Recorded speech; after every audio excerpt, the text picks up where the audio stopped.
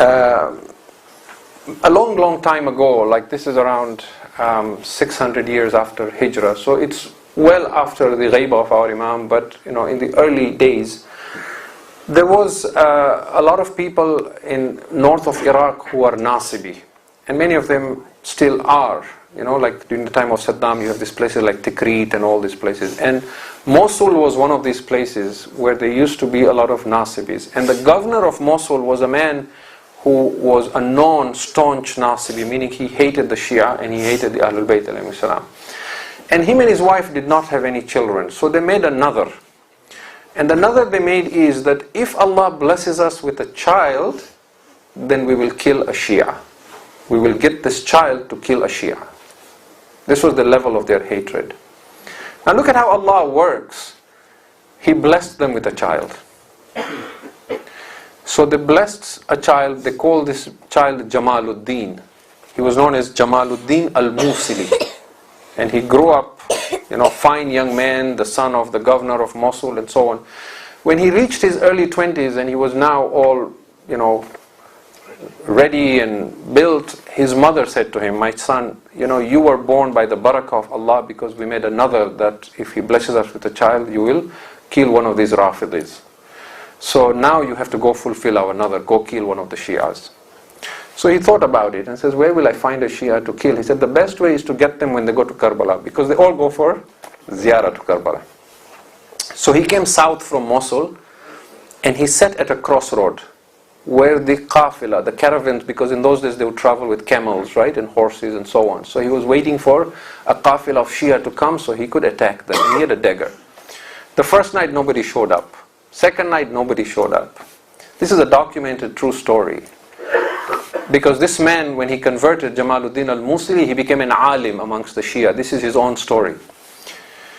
The third night, as he sat there, he saw a caravan approaching from a distance. He saw a qafila. He said, this must be a group of Shias coming back from Karbala, heading in a different direction. I will get them there.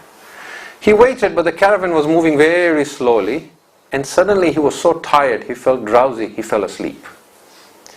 The qafila came, they passed by him at the fork of the road, and they went on.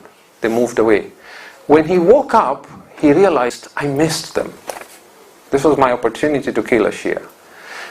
And all that he saw was he was covered in dust, because when the qafila passed, with their horses and all that, ghubar, they were covered, he was covered. So he went back very disappointed that he missed killing them. He slept that night. He says, when I slept at night, I had a dream that it was the day of judgment. It was Yawmul Qiyamah. And somebody announced and said, bring all the Nasibis for the fire of Jahannam. And he says, we were all brought to the fire and I was one of them. And he says, they started throwing all these enemies of Ahlulbayt in the fire, and they took hold of me, the angels. And I was screaming with fear, and they threw me in the fire, but the fire threw me back out again. So he says, now he is reporting this. He says, the angels in my dream asked the fire of Jahannam, Ya naru Jahannam, he is a Nasibi. Why do you not burn him? And the fire says, we cannot burn him because he is now covered with the dust from the Zawar of Hussein.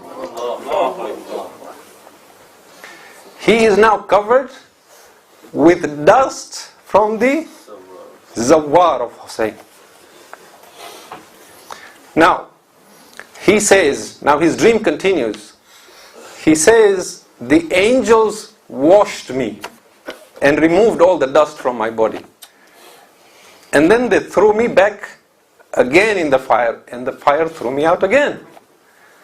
And the angels asked the fire and said, why do you not burn him now? We have removed all the dust of the Zawar of Hussein.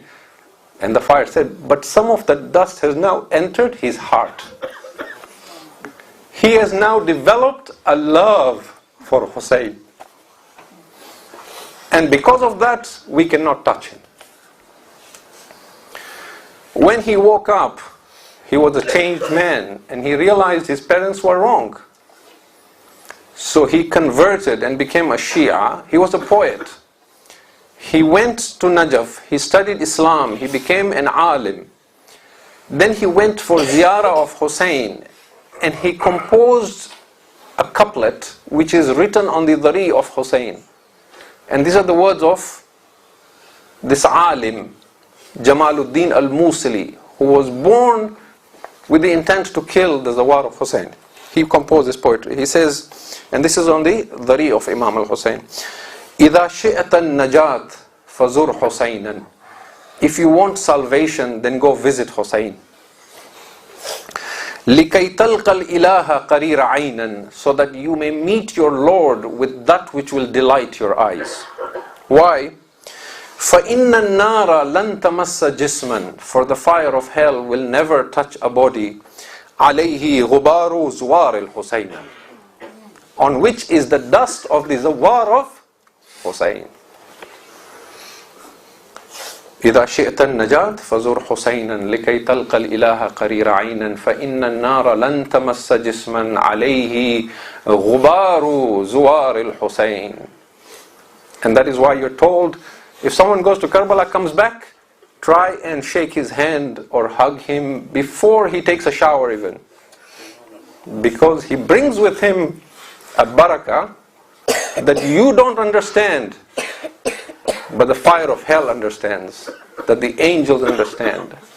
It doesn't matter in this world, but it matters in the hereafter. And we are told in hadith that no matter how spiritual you become in life, if you die without ever going for ziyarat of Hussein, this will be one of the sources of your regret on the Day of Judgment. Unless you don't have the health or the wealth, that is a different case. For those, the Ahlulbayt love their Shia so much, they will come for your ziyarah. But if you have the means and the ability, at least once in your lifetime you must go see Hussein. Because the maqam of the Za'ir of Hussein on the Day of Judgment is completely different from anyone else. It doesn't matter how great an alim he is or what his level and his maqam is.